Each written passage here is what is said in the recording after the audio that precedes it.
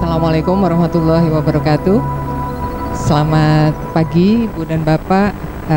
Sangat tersanjung kami dengan kehadiran Bapak Dirjen Penguatan Riset di Kemendistek Dikti, kemudian dari Balitbangkes Pak Nirmala Ma'ruf, ya baru perkenalan hari ini juga Pak.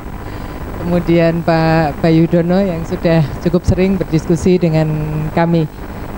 Ibu dan Bapak sekalian, perkenankan kami menyampaikan beberapa update dari proses yang selama ini kita jalani bersama-sama, dan saat ini memang sudah mencapai uji publik keempat, dan penekanan pada pertemuan yang keempat ini adalah untuk mendapatkan tanggapan dan masukan dari para pemangku kepentingan khususnya di tingkat daerah dan juga di tingkat nasional. Adapun nantinya apabila dokumen ini sudah final, maka dokumen ini akan berisi 5 hal. Diawali dengan pendahuluan mengapa diperlukan dokumen ini dan bagaimana proses penyusunan yang sudah kita lalui bersama. Kemudian latar belakang ini baik situasi di daerah, di nasional maupun di global, dan pada hari ini nanti kita akan pula mendapat masukan bagaimana kebijakan baik dari Kemendistek Dikti maupun dari Kemenkes dan juga daerah untuk tentunya menyelaraskan antara apa yang kita pikirkan di tingkat fakultas dengan apa yang sudah digagas di tingkat nasional. Bagian yang ketiga, strategi riset, ini merupakan substansi yang utama dari dokumen ini. Terdiri dari 2 hal, inisiatif strategik dan prioritas riset. Setelah itu diikuti dengan bagaimana kita dapat mengimplementasikan roadmap ini. Karena tentu saja dokumen ini menjadi dokumen yang tidak bermanfaat kalau sekedar menjadi dokumen. Nah, ini perlu kemudian kita kembangkan bagaimana tahapan untuk implementasi, di mana di situ peran suportif fakultas saya kira juga ikut berkontribusi, dan juga bagaimana capaian utama dan indikator yang akan kita rumuskan bersama. Nah, mengapa menyusun roadmap-nya? Kalau dalam bahasa sehari-hari kami mengatakan supaya tidak kesasar, karena ini banyak orang, banyak peneliti, apabila penelitian kita terlalu menyebar, maka kami khawatir kita tidak akan memberikan hasil yang cukup signifikan, sehingga memang kita perlukan semacam roadmap bersama. Untuk tujuannya sendiri adalah diharapkan pada akhir finalisasi dokumen ini kita bisa mempunyai strategi riset, dan kemudian yang lebih penting lagi adalah mengkomunikasikan strategi riset ini ke berbagai pihak, baik itu stakeholder internal eksternal maupun tentunya juga lembaga-lembaga yang memberikan tawaran berbagai riset.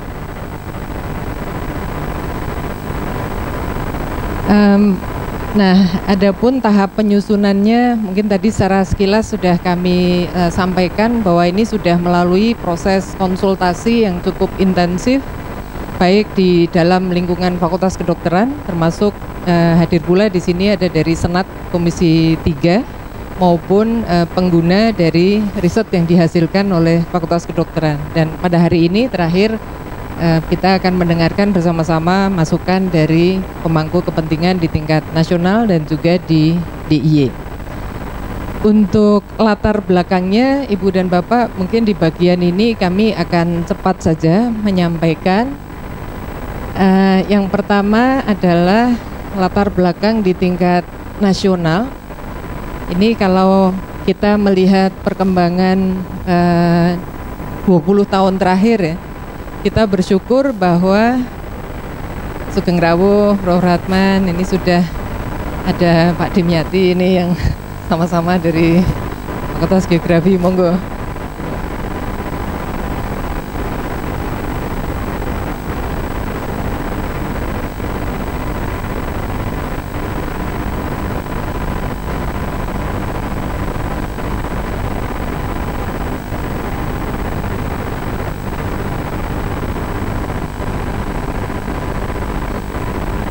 Baik, kami lanjutkan. Jadi untuk latar belakang secara nasional kita memahami bahwa dan juga mensyukuri bahwa penurunan kematian pada spesifik khususnya di bawah 18 tahun itu penurunan 20 tahun terakhir sudah sangat tajam penurunan angka kematiannya.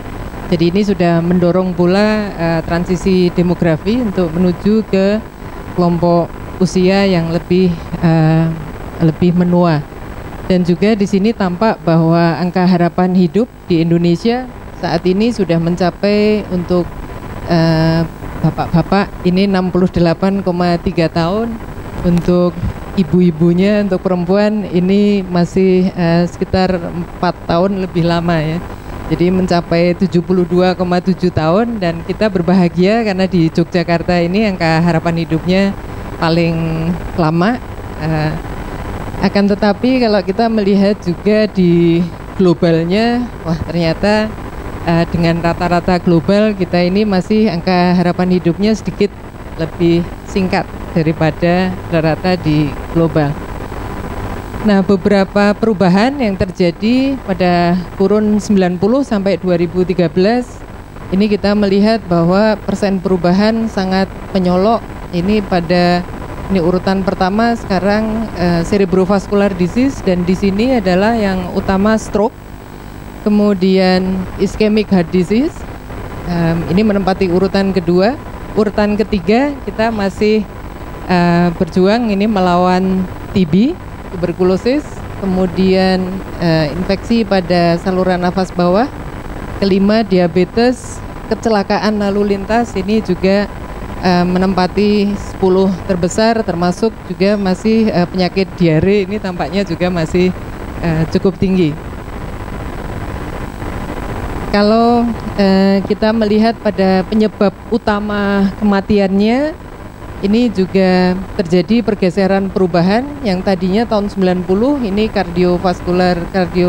cerebrovascular disease itu menempati urutan nomor 5, sekarang menjadi urutan yang pertama. Ischemic heart disease, jantung, menempati urutan kedua, infeksi pernafasan bawah, kemudian TB, dan kecelakaan lalu lintas. Jadi ini tentunya juga akan menjadi perhatian kita bersama ketika menyusun roadmap. Nah, untuk faktor risikonya, 3 faktor risiko teratas adalah risiko dietary. Jadi ini mungkin kami juga harus mulai memperhatikan ini suguhan snack dan makan siang di berbagai pertemuan di fakultas ini juga perlu mencerminkan ini. Kemudian tekanan darah yang tinggi, hipertensi, dan merokok. Jadi ini adalah 3 faktor risiko yang teratas. Dalam hal publikasi, saya kira sudah menjadi pemahaman bersama bahwa kita perlu mengejar ketertinggalan. Nanti saya yakin Bapak Dirjen akan menyampaikan lebih banyak pesan mengenai hal ini. Demikian pula mengenai paten. Paten ini mungkin masih menganut filosofi Jawa. Filosofi Jawa jadi malah dipateni ya, Prof. Kalau dipateni jadi malah nggak tumbuh-tumbuh patennya. Jadi ini yang kita juga perlu bersama-sama merancang strateginya. Untuk latar belakang global, saya kira yang paling mendasar untuk penelitian-penelitian mendatang adalah adanya Sustainable Development Goals, yang di dalam SDG ini sudah sangat jelas ada beberapa area-area yang ini kita perlu melakukan percepatan dengan dukungan berbagai penelitian. Ini adalah SDG kita, jadi secara selintas saja kami sampaikan.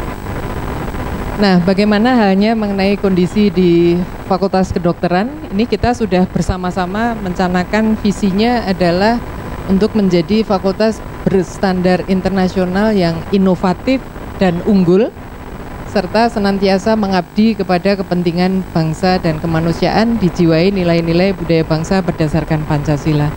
Nah, tentunya dalam pertemuan ini juga kita perlu memaknai lebih lanjut apa arti internasional kalau kita kaitkan dengan riset. Dan tentunya ini membuat kita memang tidak bisa terlepas dari upaya untuk meningkatkan kinerja publikasi upaya untuk mendorong riset-riset yang breakthrough, baik itu di nasional maupun di internasional, sehingga memang visi ini kita bisa capai bersama. Misinya juga sudah sangat jelas. Fakultas Kedokteran ini ada tidak hanya semata-mata untuk Tridharma, tetapi Tridharmanya adalah untuk meningkatkan status kesehatan masyarakat. Untuk dari sisi sumber daya manusia yang kita miliki sebetulnya juga sudah sangat memadai, sekalipun memang kalau kita berbicara penelitian di bidang-bidang yang spesifik, tentu kita akan membutuhkan lebih banyak lagi SDM yang memang menekuni bidang tersebut.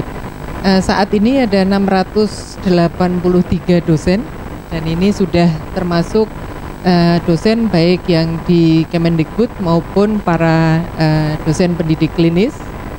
Kemudian tenaga kependidikan juga sangat banyak.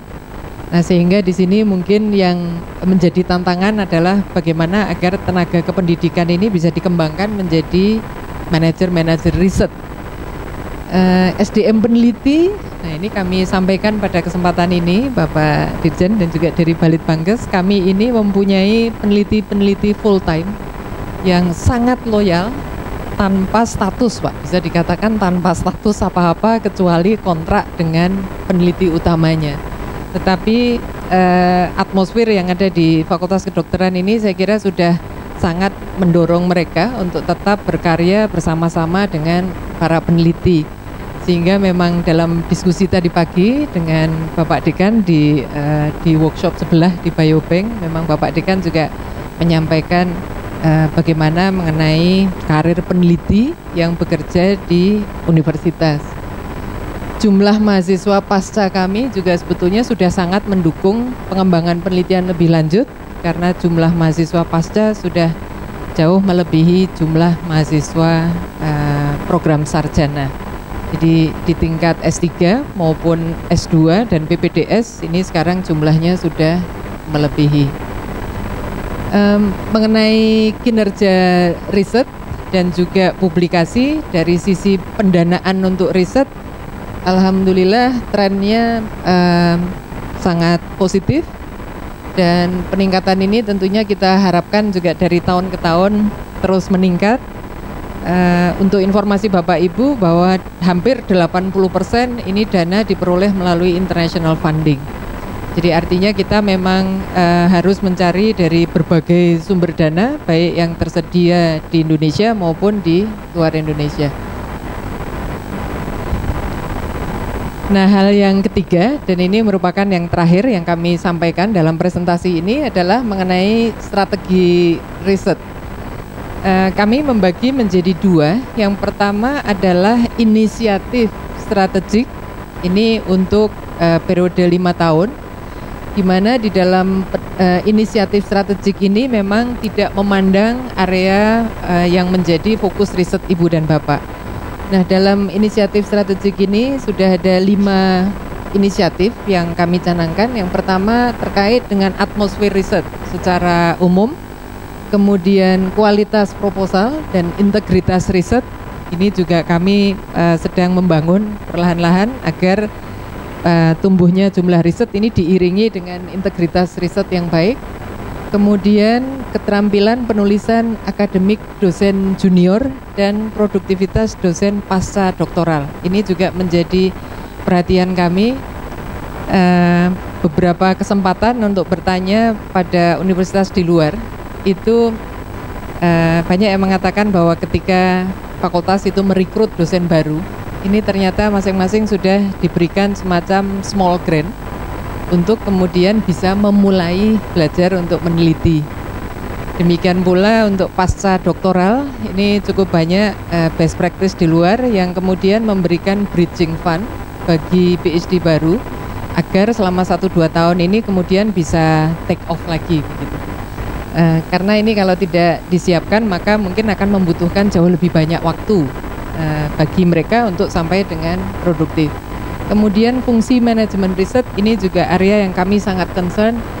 Jangan sampai para peneliti itu sibuk mengurus SPJ dan tidak meliti. Jadi biarlah masalah administrasi keuangan ini kita melatih tenaga kependidikan gitu ya. Jadi serumit apapun itu yang memang kita harus tempuh, ini kita melatih pula tenaga kependidikan untuk membantu Bapak Ibu sekalian, sehingga waktu yang sudah sempit itu mungkin tidak habis untuk misalnya mencari informasi reagen ini belinya di mana ya, harganya berapa, bisa dapat dari mana, berapa lama, dan seterusnya. Ini ya pelan-pelan mudah-mudahan kita bisa perbaiki.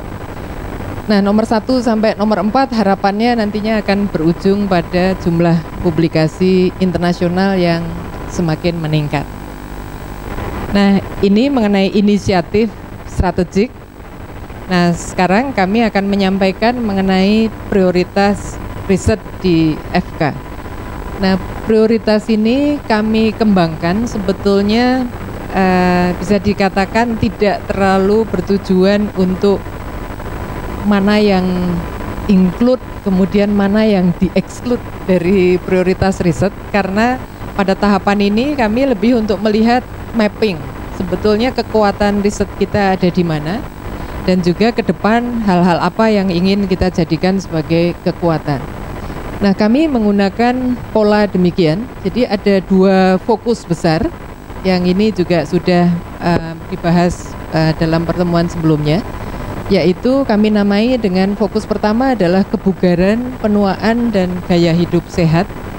Dan di sini yang termasuk dalam fokus ini adalah berbagai riset yang fokusnya pada pemahaman mekanisme-mekanisme. Jadi ini lebih mendorong riset untuk memahami mungkin faktor risiko, memahami proses-proses barangkali melibatkan proses-proses genetik dan sebagainya. Kemudian fokus yang kedua, nah ini lebih menekankan pada teknologi, intervensi medik, dan kesehatan masyarakat. Nah, berikut adalah jabaran dari fokus riset yang pertama, yaitu terkait kebugaran, penuaan, dan gaya hidup sehat. List ini tidak dimaksudkan untuk menyusun list yang sangat lengkap, tetapi ini memberikan ilustrasi saja. Di dalam fokus ini penelitian-penelitian apa yang kita masukkan di sini. Jadi beberapa contoh adalah genetika dan genetics dengan disease, kemudian gaya hidup yang mempengaruhi kesehatan, kemudian lingkungan dan gizi, rehabilitatif dan palliative care, mental health problems. Yang terakhir ini masih mendapat banyak catatan dari Bapak Ibu sekalian karena ini bukan merupakan pendekatan multidisiplin tapi lebih menyoroti pada penyakit ya. Jadi ini nanti untuk proses kita manfaatkan, kita matangkan bersama. Fokus kedua ini adalah mengenai teknologi intervensi medik dan kesehatan masyarakat. Dan ini adalah hasil diskusi yang termasuk dalam fokus kedua ini, termasuk misalnya di sini stem cell, vaksin, drug discovery, ini termasuk juga di dalam fokus yang kedua ini. Nah, dari kedua fokus tersebut kami berusaha membuat semacam diagram matriks yang kalau digambar akan seperti ini. Oleh karena masing-masing fokus ini kemudian akan memiliki semacam stream. Jadi apakah nanti Bapak Ibu kita akan mempunyai peneliti-peneliti yang melakukan penelitian untuk basic science. Itu sangat kita butuhkan untuk berbagai pembaruan. Kemudian kita juga akan mempunyai peneliti-peneliti yang akan mengarah pada hilirisasi, industrial leadership. Dan kemudian yang ketiga adalah ini untuk menghadapi tantangan-tantangan praktis di masyarakat, baik itu tantangan klinis, tantangan kesehatan masyarakat, maupun tantangan praktis lainnya. Jadi kami berharap nantinya memang kita akan memiliki pemetaan menggunakan matriks ini, dan dari matriks ini harapannya FK bisa lebih baik dalam merespon berbagai tawaran penelitian. Nah, hasil pooling ini dari pertemuan yang sebelumnya, ini juga dengan pemahaman bahwa pooling ini bukan kok lalu ini menjadi dasar untuk mengambil prioritas, tidak, akan tetapi untuk melihat saja Ibu dan Bapak yang peneliti di FK saat ini meneliti di mana gitu. Jadi ini tidak akan dijadikan sebagai dasar prioritas. Nah, dari pooling sederhana ini saat itu yang menduduki, yang banyak yang melakukan riset di situ, peneliti yang banyak melakukan riset adalah di bidang gaya hidup yang mempengaruhi kesehatan. Jadi ini cukup banyak. Kemudian diikuti dengan yang kedua adalah teknologi medik. Ini saya kira cukup banyak peneliti baik di bidang dasar klinis maupun lebih banyak di dasar klinis yang menekuni mengenai medical technology, kemudian lingkungan dan gizi. Ya, ini tiga penelitian terbanyak di Fakultas Kedokteran. Nah, proses ini masih berlangsung terus, Ibu dan Bapak. Ini saat ini sedang kami gulirkan online sehingga tidak hanya mengandalkan pada Bapak Ibu yang datang dalam pertemuan, tetapi juga bisa melihat aspirasi para peneliti yang lain. Dan kami akan menyampaikan untuk hasil polling online sampai dengan hari ini. Jadi proses masih akan berlanjut. Mohon juga menitipkan untuk teman-teman mulai mengisi. Ini hasilnya. Nah, ini formnya, form online-nya. Jadi ini bisa dari handphone, bisa dari komputer. Kemudian ya, ini sejauh ini baru ini yang kita peroleh. Jadi ini masih sedikit yang mengisi polling online-nya. Akan tetapi dari yang sedikit ini kita mencoba juga melihat ini baru kira-kira berapa ya? Sekitar 20 orang dari 600. Jadi tentu saja ini baru awal dari proses ini. Ya hasilnya kok ya kebetulan tidak berbeda dengan yang tadi, tapi ini mungkin masih sangat awal. Jadi yang terbanyak di sini adalah yang gaya hidup yang mempengaruhi kesehatan. Ini tokoh-tokohnya juga banyak ini di ruangan ini penelitinya. Kemudian ada genetics. Dan yang ketiga adalah lingkungan dan gizi. Tapi sekali lagi mohon ini masih sangat awal dalam proses polling. Mudah-mudahan nanti melewati tahun baru. Biasanya kalau bulan Desember ini bulan kejar tayang untuk administratif, jadi mungkin masih belum sempat. Nanti akan kami lanjutkan sampai kira-kira masa 2 bulan ini.